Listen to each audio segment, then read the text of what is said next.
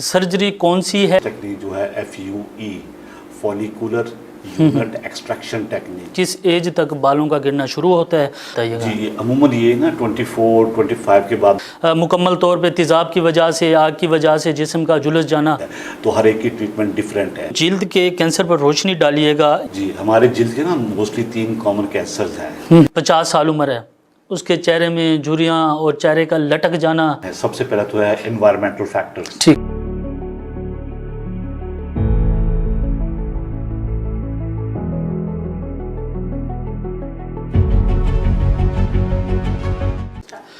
बिस्मिल्लाहिर्रहमानिर्रहीम। अस्सलाम वालेकुम नाजरीन, आप देख रहे हैं प्रोग्राम हेल्थ फॉर ऑल। मैं हूं आपके साथ आरिफ अशरफ खान। नाजरीन, आज हमारे पैनल में एक मोस्ट सीनियर डॉक्टर साहब मौजूद हैं, जो कि इनका जो तारुफ है वो मैं आपको करवाता चलूं। डॉक्टर आरिफ बेग मिर्ज़ा साहब, जो कि कंसल्टेंट प्लास्टिक सर्जन हैं।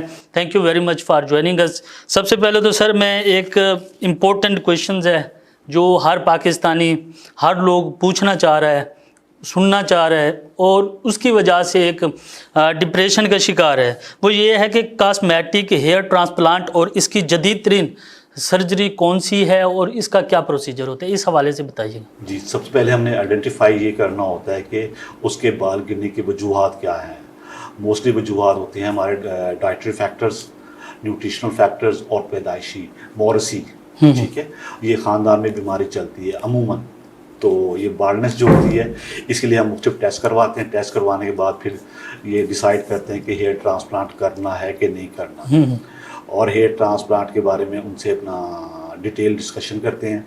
और साथ ही जो हम करते हैं लेटेस्ट टेक्निक जो है FUE follicular unit extraction technique. पहले होती थी पूरी स्ट्रिप निकालते थे बालों की, अब वो नहीं है। अब लेटेस्ट टेक्निक आ गई है कि पेशेंट एक दिन में करवा के शाम को अपने घर जा सकता है। ठीक है, तो उसमें तकरीबन हम 3000 से लेकर 5000 तक हेयर ट्रांसप्लांट करते हैं, मगर डिपेंड करते हैं कि एरिया कितना ज़्यादा है।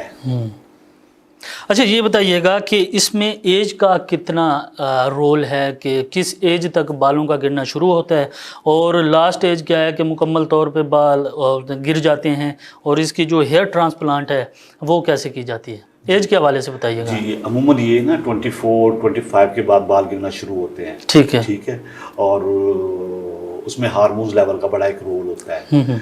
तो हम उसमें ना फौरी तौर पे इनको एडवाइस करते हैं हेयर ट्रीटमेंट का। अगर वो इफेक्टिव हो जाए तो इट्स ओके, अगर वो मौरसी है या पहले उतना ख़ानदानी है फिर हम उसमें हेयर ट्रांसप्लांट करते हैं। और जो हेयर ट्रांसप्लांट होती है वो परमानेंट होती है, उसके गिरने का कोई चांस नहीं होता। ठीक है। अच्छा सर, ये बताइएगा कि हम बर्न के ऊपर ये क्वेश्चंस करेंगे कि बर्न के मुताबिक बताइएगा कि बर्न होता क्या है, इसमें कितनी फ़ीसद लोग बच सकते हैं और इसकी परसेंटेज क्या है, क्योंकि जिस वक्त देखते हैं कि जल जाते हैं मुकम्मल तौर पे तेज़ाब की वजह से, आग की वजह से जिस्म का झुलस जाना, उसके बाद जो ट्रीटमेंट है वो भी होता रहता है, लेकिन इसका ये बताइएगा कि बचने के कितने चांसेस होते हैं इसमें। अब इसमें ना हमारे पास बहुत सारी वो हैं कि अब जलने के मुख्तलिफ वो हैं कि पानी, गर्म पानी से जल गए, सर्दियों में आ रहे हैं हमारे, जल गया, स्टोव फट गया या सिलेंडर वगैरह फट गया है, बर्न हो गया है, या इलेक्ट्रिक बर्न हो गया है, या आजकल जैसे लोग तेज़ाब फेंक देते हैं उससे बर्न होता है। तो हर एक की ट्रीटमेंट डिफरेंट है। ठीक है, तो जैसे आपने पूछा है कि कितने % तक बच सकता है, तो अमूमन जो अच्छे सेंटर्स हैं वहाँ पे अप टू 70% तक पेशेंट साल्वेजेबल है। हमारे यहाँ तकरीबन जो फैसिलिटीज़ का थोड़ा सा वो है, इशू है, तो 50% तक हम पेशेंट को बचा लेते हैं। ठीक है, जो लेटेस्ट टेक्निक्स के साथ से। नहीं, वो आपकी बात ठीक है कि कोई तेज़ाब चेहरे पे गिर जाता है तो उसकी जो सर्जरी होती है वो किस हवाले से करते हैं? पहले तेज़ाब से हम जो है ना मरीज़ के ज़ख्म को ठीक करते हैं। ज़ख्म करने के बाद फिर मुख्तलिफ रिकन्स्ट्रक्टिव प्रोसीजर्स होते हैं कि इस पेशेंट को किस चीज़ की ज़रूरत है। वो according to the demand of the patient और अकॉर्डिंग टू द रिक्वायरमेंट हम डिसाइड करते हैं कि इसका क्या करना है, इसकी स्किन ग्राफ्टिंग करनी है या फ्लैप करना है, क्या करना है। ये डिपेंड्स करते हैं हमारे पास बाद में उसकी जो पोस्ट बर्न पीरियड में।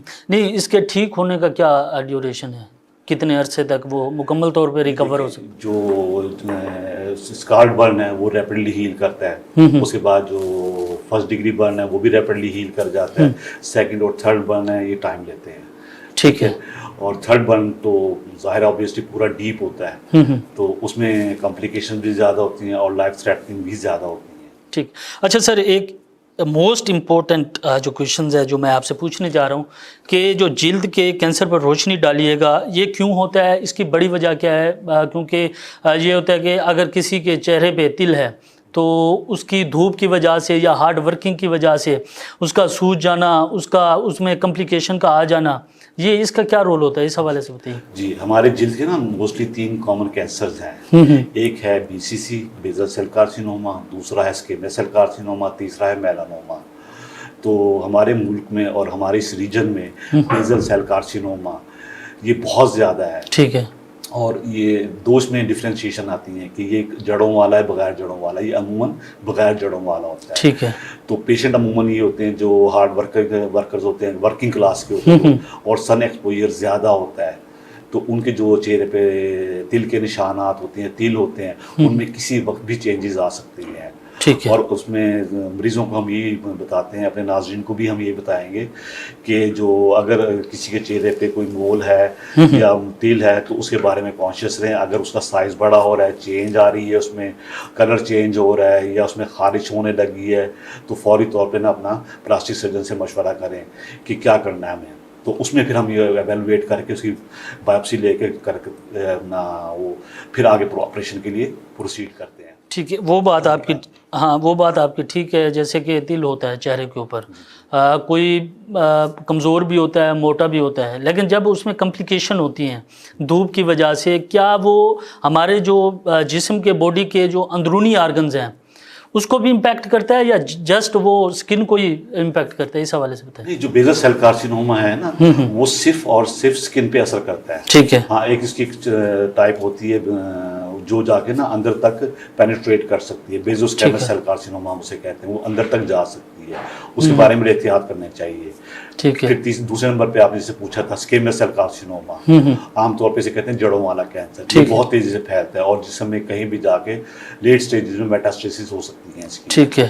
تو اس کے فوری طور پہ ہی علاج کروانا چاہیے. میلانوما لکیلی ہمارے ملک میں بہت کم ہے، یہ یورپ میں بہت زیادہ ہے، ہمارے ملک میں لکیلی بہت کم ہے. لیکن اس کی احتیاط کیا ہے؟ جو جلد کا کینسر ہوتا ہے اس سے بچنے کے لیے ہمارے ناظرین کو یہ بتائیں کہ کون سے ایسے اقدامات ہیں جو کرنے چاہیے تاکہ اس سے بچا جا سکے. جی، اس میں سب سے جو امپورٹنٹ چیز ہے، ایک تو نا کور رکھیں اپنے چہرے کو، ٹھیک ہے، اور دوسرا سن بلاک کا لازمی استعمال کریں. یہ دو چیزیں ہیں، واحد کوریج اینڈ سن بلاک، جس سے آپ اسکن کے کینسر سے بچاؤ ممکن ہے. ٹھیک ہے. اچھا، ایک تو آپ بتا رہے تھے کہ یہ تل ہو گیا یا باقی چیزیں چہرے پہ ہوتی ہیں دھوپ پڑنے کی وجہ سے، ان کی جو کمپلیکیشن ہے ان کا انکریز ہو جانا. اگر یہ نہیں ہے تو اس کے علاوہ کوئی جلد کا کینسر ہو سکتا ہے؟ جی، مختلف یہ جو ہمارے جسم میں کینسرز ہوتے ہیں وہ آ کے اسکن میں میٹاسٹائز کر سکتے ہیں. ٹھیک ہے. میٹاسٹیسس ان کی ہو سکتی ہے وہاں پہ، تو روڑیاں بن جاتی ہیں، گلٹیاں بن جاتی ہیں. ٹھیک ہے. جیسے جگر کا کینسر ہے یا معدے کا کینسر ہے یا آنت کا کینسر ہے تو کہیں پہ بغلوں میں یا نیچے والے حصے میں گلٹیاں بننی شروع ہوتی ہیں، روڑیاں جسے کہتے ہیں عام طور پہ گلٹیاں. پھر اس کی بایوپسی کرا کے ہم اکارڈنگلی پروسیڈ کرتے ہیں. نہیں، گلٹیاں ہونے کی بڑی وجہ کیا ہے؟ خوراک کا رول ہے اس میں یا کوئی اور چیز؟ Mostly cancer. ٹھیک ہے. اور یہ انفیکشن. ٹھیک ہے. گلٹیاں جو بنتی ہیں موسٹلی ان سے بنتی ہیں. اچھا، اس کا ڈیوریشن کیا ہوتا ہے؟ کتنے عرصے تک یہ بننا شروع ہوتی ہیں اور لاسٹ سٹیج ان کی کیا ہے؟ اس حوالے سے بتائیے. یہ نا ہر بیماری میں ڈیفرنٹ ہوتی ہے. اگر انفیکشن ہے تو اس میں پین ہوگی، پین فل سویلنگ ہوگی، اور جو کینسر والی ہوتی ہیں ان میں پین نہیں ہوتا. ٹھیک ہے. تو اس کی آئیڈلی یہ کرتے ہیں، ہم بایوپسی لے کے ٹیسٹ کرواتے ہیں لیبارٹری میں، دیکھتے ہیں کہ اس میں میٹاسٹیسس یا اس میں وہ جو کینسر کے سیل تو نہیں آ گئے ہیں. اگر سیل آ گئے ہیں پھر ہمیں اس کو اکارڈنگلی ڈیل کرنا پڑتا ہے. ٹھیک. اچھا، یہ جو کینسر ہے، کینسر کے حوالے سے ہم بات کر رہے ہیں. اگر کسی شخص کو گلٹیاں ہیں یا کسی کو کینسر ہے، یہ دوسرے بندے میں بھی ٹرانسفر ہو سکتا ہے یا جسٹ اس کو ہی؟ نہیں، ایسا کوئی یہ ایسا اس میں کوئی رول؟ ٹھیک ہے. اچھا سر، ایک اور کویشچنز ہے کہ پیدائشی نقائص کیا ہیں اور ان سے بچاؤ کیسے ہوتا ہے؟ کیونکہ جیسا بچہ پیدا ہوتا ہے کسی کی آنکھ نہیں ہے، کسی کا ہاتھ نہیں ہے، یا کٹا ہوا اس کا ناک ہے یا تالو وغیرہ، اس کی کیا وجہ ہے؟ اس حوالے سے بتائیے۔ ہمارے نا اس معاشرے میں پاکستان میں خاص طور پہ یہ انڈو پاک میں نا فیملی میرجز ہوتی ہیں، کزن میرجز سے ہم ٹھیک ہے، تو اس کی وجہ سے جو جین ہوتے ہیں نا یہ ٹرانسفر ہوتے ہیں۔ ٹھیک ہے، تو فرض کو عموماً ہم یہی پوچھتے ہیں جو کلیفٹ لپ پیلٹ یا مائکروشیا کان کا نہ ہونا، یا ہاتھوں کی انگلیاں کا نہ ہونا، یا جڑی ہوئی ہونا پیدائشی طور پہ، یا پاؤں کا، ٹھیک ہے، تو ان میں فیملی ہسٹری بڑی امپورٹنٹ ہے، تو اس میں جین کا رول بڑا امپورٹنٹ ہے۔ تو اس سے بچاؤ کا صرف ایک ہی طریقہ ہے کہ ہم انہیں کاؤنسل کرتے ہیں کہ آپ نا کزن میرج سے اوائڈ کریں، جو کزن میرج ہے اس سے اوائڈ کریں، اپنے فرسٹ جو اس میں ان سے شادیاں وغیرہ نہ کریں۔ نہیں، میرا آپ کے اس جو سوال کا جواب ہے اس سے میں اختلاف کروں گا کہ ہمارے تقریباً دیکھ لیں کہ جو بیک ورڈ علاقے ہیں، سرائکی ہمارا بیلٹ ہے، یہ اس کے علاوہ باقی بھی ہمارے اس میں طبقے بستے ہیں پاکستان، وہ اس چیز کو زیادہ وہ کرتے ہیں کہ کزن سے یا ان کے ریلیٹیوز ان سے زیادہ یہ ہوتا ہے، لیکن اس میں یہ ہوتا ہے کہ اسی طرح کے جو واقعات ہوتے ہیں وہ بہت کم ہوتے ہیں، لیکن آپ کہہ رہے ہیں کہ اسے اوائڈ کرنا چاہیے۔ اوائڈ کرنے کی سب سے بڑی وجہ کیا ہے؟ اس میں جو جین ہوتے ہیں نا، میل اور فیمیل جو جین ملتے ہیں، تو جو پرانی میموری ہوتی ہے، جو دادا دادی نانا نانی طرف سے آ رہی ہوتی ہیں، وہ کسی میں بھی ہو سکتے ہیں، حالانکہ اس کا بہن بھائی ٹھیک ہوتے ہیں مگر ایک پیشنٹ میں ہوتی ہے وہ علامات بعد میں آ جاتی ہیں۔ تو اس علاقے میں جیسے آپ فرما رہے ہیں کہ ہم صرف کاؤنسلنگ کرتے ہیں، ٹھیک ہے، کہ بہتر ہے کہ نا فیملی سے باہر کر جائے، کراس وہ ہو تو اچھے وہ ملیں۔ تو یہاں پہ ہمارے یہاں یہ ان میں نا عموماً جو بھی ہم نے دیکھا تقریباً 90% کیسز میں یہی ہوتا ہے، پیدائشی نکائش میں کان، ناک اور یہ ہونٹ، اور اس کے بعد مردانہ زنانہ، یہ مختلف قسم جو اعضاء ہوتے ہیں ان میں انوملیز آ جاتی ہیں، نقائص آ جاتے ہیں، پھر وہ ہمیں نا ریکنسٹرکٹیو سرجری کرنی پڑتی ہے ان کے لیے۔ ٹھیک۔ اچھا، یہ پیدائشی طور پر جو کٹا ہوا تالو یا ناک وغیرہ یہ چیزیں ہوتی ہیں، اس کا کیا ڈیوریشن ہوتا ہے کہ جیسے ہی بچہ پیدا ہوتا ہے اس میں یہ چیزیں شامل ہو جاتی ہیں، اور اس کا جو ٹریٹمنٹ ہے کتنے عرصے تک ہوتا ہے، اور اس کے ایکسپینس جو ہیں وہ بتائیے گا اس حوالے سے، وہ کتنے ہوتے ہیں؟ جو فار ایگزامپل آپ نے کلیفٹ لپ لیا ہے، کلیفٹ لپ یا کٹا ہوا ہونٹ، اس کو ہم 3 مہینے بعد ریپیئر کر دیتے ہیں، ٹھیک ہے۔ اگر پیلٹ ہے تو یہ 9 مہینے سے لے کے 18 مہینے کے درمیان میں ہم اس کو ریپیئر کر دیتے ہیں، پھر بعد میں اس کو فالو اپ رکھنا پڑتا ہے ہمیں 24 سال تک اس پیشنٹ کو، کیونکہ اس میں چینجز آئی ہوئی ہوتی ہیں نا ساری اس کی، آگے پھر ناک ٹھیک کرنی ہوتی ہے، اگر بولنے کا ایشو ہے اسپیچ تھراپسٹ کی بھی ہمیں ہیلپ چاہیے ہوتی ہے، پھر آگے ہمیں جا کے اس کی ناک وغیرہ کی جو پیدائشی ان کے ساتھ ایسوسیٹڈ ہوتی ہیں پرابلم، وہ ہمیں ٹھیک کرنے پڑتے رہتے ہیں گائے بگائے۔ ٹھیک ہے۔ اچھا سر، یہ شوگر، فالج، ایکسیڈنٹ کے زخم کا ٹھیک نہ ہونا، ان کا علاج کیسے ممکن ہوتا ہے؟ کیونکہ بعض اوقات یہ دیکھا گیا ہے کہ شوگر پھٹ جانے کی وجہ سے زخم کا وہ ہو جانا، اس کے بعد باقی زیادہ اس کی کمپلیکیشن ہوتی ہیں، اس حوالے سے آگاہ کیجیے۔ جی میں بتا، جیسے میں نے پہلے عرض کیا تھا، یہ شوگر جو ہے نا ایک موریثی بیماری ہے جو خاندانوں میں شفٹ ہوتی ہے، ٹھیک ہے۔ تو اس میں جو کمپلیکیشن ہے تو زخم کا نہ ٹھیک ہونا، ٹھیک ہے۔ ہمارے اب تو لیٹسٹ جو ٹیکنیکس آ گئی ہیں زخم ٹھیک کرنے کی، وہ عام ہمارے ڈاکٹرز کو بھی نہیں پتہ، ٹھیک ہے۔ تو اسی طرح اس کے لیے جو بھی ہے، یہ شوگر کا مریض ہے یا ڈائبٹیز کا، فالج کا ہے یا ایکسیڈنٹ کا ہے، فوری طور پہ نا اپنے کسی پلاسٹک سرجن سے مشورہ کریں، وہ دیکھے گا، بتائے گا بھی ہم نے کیا کرنا ہے اس کا وونڈ مینجمنٹ۔ اور دوسرے پھر یہ ہے لمب سالویج، لوگ فونڈ کہتے ہیں ٹانگ کاٹ دو، پاؤں کاٹ دو، بازو کاٹ دو، اب وہ نہیں ہے، اب فوری طور پہ اس کا علاج ممکن ہے۔ ٹھیک ہے جی ناظرین، ہمارے پینل میں ڈاکٹر عارف بیگ مرزا صاحب جو کہ کنسلٹنٹ جو کہ پلاسٹک سرجن ہیں وہ ہمارے ساتھ موجود تھے۔ ہم اسی ڈیزیز کے اوپر جو کہ گفتگو کر رہے تھے، جیسا کہ شوگر یا ایکسیڈنٹ کے ہونے کے بعد زخم کا ٹھیک نہ ہونا اور اس کی باقی جو کمپلیکیشن ہے ان کا ہو جانا، اس حوالے سے جان لیتے ہیں ایک بریک کے بعد دوبارہ ڈسکشن کا سلسلہ جاری رہے گا۔ جی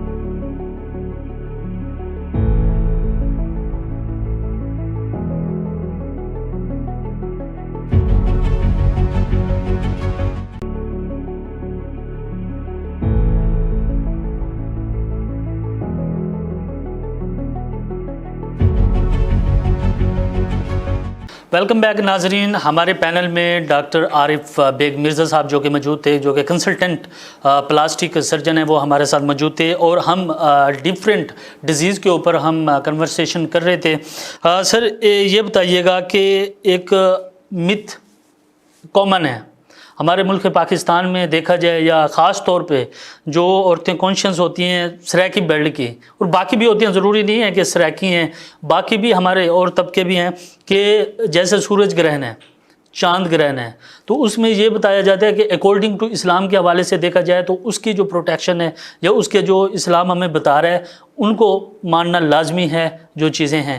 لیکن عموماً یہ دیکھا گیا ہے کہ جب سورج گرہن یا چاند گرہن ہوتا ہے تو جو پریگننٹ عورتیں ہوتی ہیں ان کو یہ بتایا جاتا ہے کہ آپ نے سونا نہیں ہے، بیٹھنا اس طریقے سے ہے، یہ کرنا ہے، وہ کرنا ہے، اگر کوئی چیزیں ہو جاتی ہیں ان کا باپ کر رہا ہے یا ان کی ماں کر رہی ہے تو یہ بچے کے اوپر امپیکٹ پڑتا ہے۔ اس کی بڑی وجہ کیا ہے، اس حوالے سے بتائیے گا۔ جی، اس چیز کا نا یہ مختلف متس ہیں، چاند گرہن، سورج گرہن، یا سایہ ہونا، یا جن کا آنا، یا جادو وغیرہ ہونا، اس کا اس حقیقت سے ہمارے سائنس سے کوئی تعلق نہیں ہے۔ ٹھیک ہے، تو یہ جیسے میں نے پہلے عرض کیا تھا، یہ مورثی ہوتا ہے، اس کا کسی قسم کا بھی کوئی تعلق نہیں ہے ان چیزوں سے۔ نہیں وہ آپ ٹھیک ہے، according to Islam, according to Islam آپ تھوڑا سا ریسرچ کریں، مختلف احادیث ہیں اللہ سبحانہ و تعالیٰ نبی صلی اللہ علیہ وسلم کی، تو انہوں نے بتایا ہے، مختلف یہ بخاری کی بھی حدیث ہے کہ اس کا سورج گرہن اور چاند گرہن کا ان کا اس سے کوئی تعلق نہیں ہے، جیسے کہ یہ چینجز ہوتی ہیں اللہ پاک۔ البتہ اس کے لیے مختلف دعائیں ہیں، آپ بالکل ایسے ہی، مگر اس کے پیدائش سے بچوں کے اس پہ اثرات سے کوئی تعلق نہیں ہے۔ ٹھیک ہے۔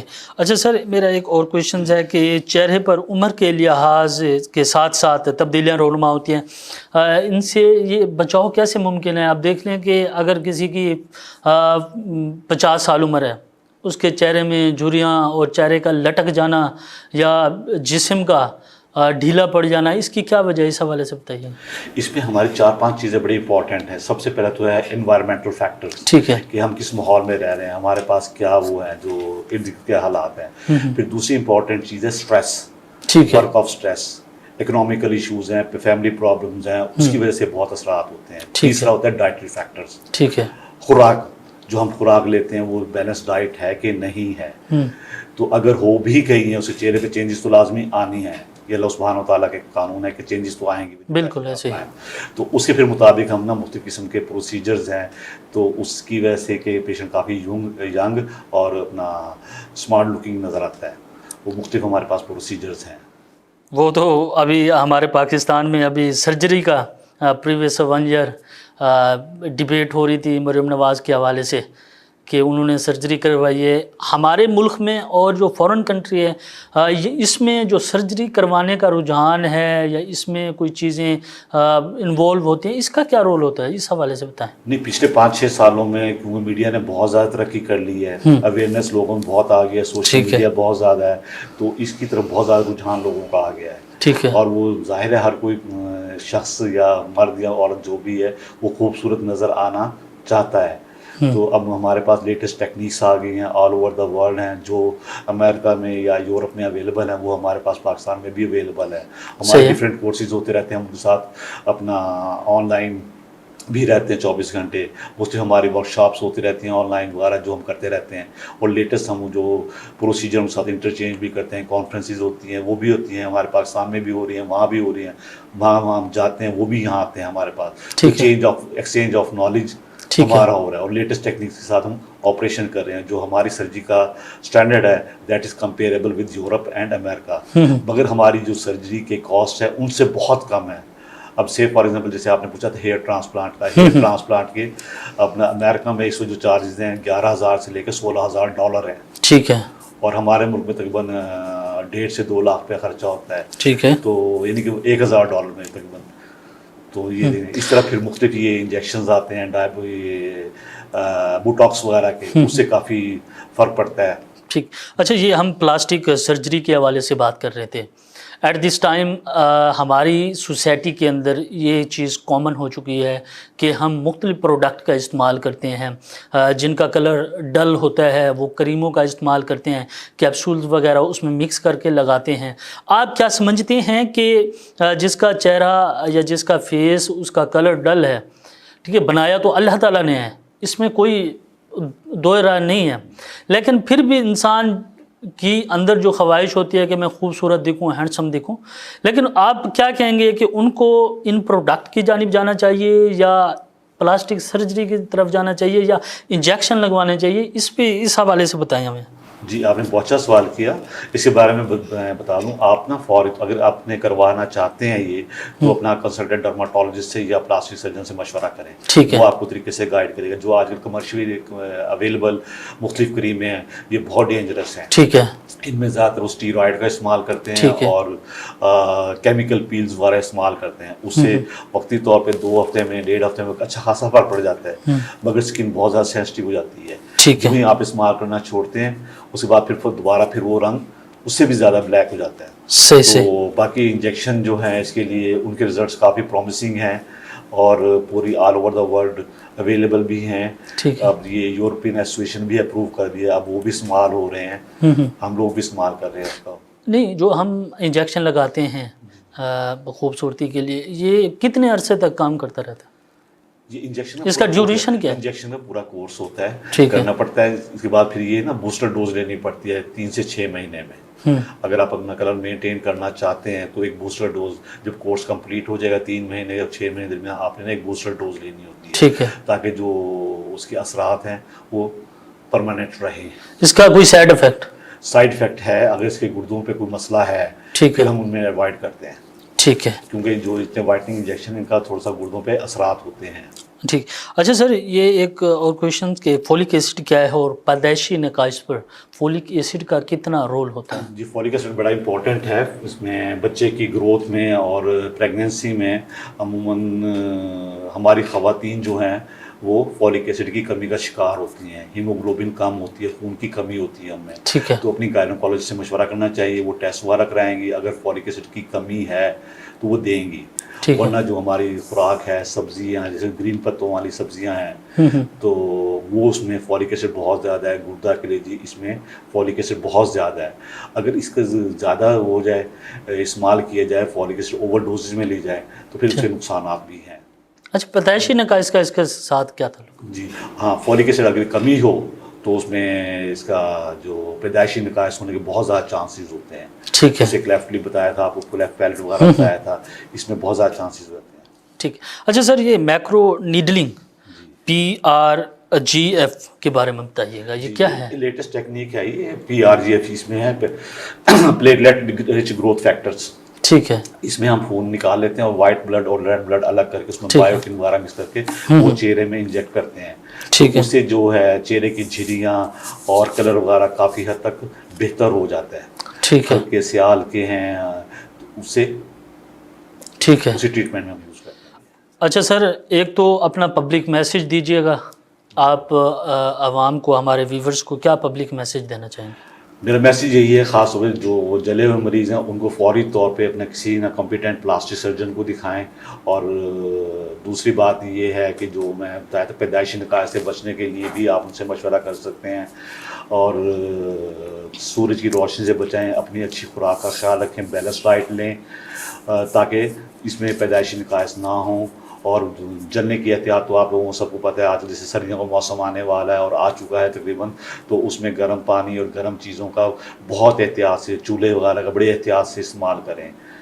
تو باقی گورنمنٹ سے جیسے بتایا تھا کہ ہمارے ہاں جو حادثات ہوتے ہیں وہ زیادہ تر ناقص یہ سلنڈر وغیرہ کی وجہ سے ہوتے ہیں, تو ان کے بارے میں ذرا احتیاط کیجیے گا آپ. جی ناظرین, ہمارے پروگرام کا جو وقت ہے وہ اپنے اختتام کی جانب ہے. ہمارے پینل میں آج ڈاکٹر عارف بیگ مرزا صاحب جو کہ کنسلٹنٹ پلاسٹک سرجن ہیں وہ ہمارے ساتھ موجود تھے. ان کے ساتھ ہم نے ڈیفرنٹ ڈیزیز کے اوپر ڈبیٹ کی اور ان کی جو احتیاط ہیں یا خوراک کے حوالے سے وہ گفتگو تھی. ان کی جانب سے یہ کہنا تھا کہ جو بچے ہیں, عورتیں ہیں, مرد ہیں جو جل جاتے ہیں, جن کا جسم کا کچھ حصہ جل جاتا ہے تو اس کو فوری طور کے پر ڈاکٹر سے رجوع کرنا چاہیے. اور اس میں فولک ایسڈ کے حوالے سے انہوں نے بتایا کہ فولک ایسڈ کا کتنا رول ہے. اور سب سے بڑی چیز یہ ہے کہ پیدائشی نقائص, یعنی جو بھی بچہ پیدائش اس کی ہوتی ہے, پیدائش کے وقت اس کا یا تو ہونٹ کٹا ہوا ہوتا ہے, کسی کا کان, کسی کی آنکھ, اور اسی طرح کے جو فیس اور باڈی ڈیمیج ہوتی ہے. تو اس حوالے سے ان کا کہنا تھا کہ فولک ایسڈ کو آپ اپنی زندگی کا لازماً حصہ بنائیں. وہ فولک ایسڈ جو کہ سبزی والی پتوں والی سبزی ہوگی جو کہ قدرت نے ہمیں جو چیزیں نوازی ہیں ان کا استعمال کریں تو ان پیدائشی نقائص سے بچا جا سکتا ہے۔ ناظرین، ہیلتھ کے نئے ایشو کے ساتھ ایک دفعہ دوبارہ حاضر ہوں گے، تب تک ہمیں دیجیے گا اجازت۔ اللہ حافظ۔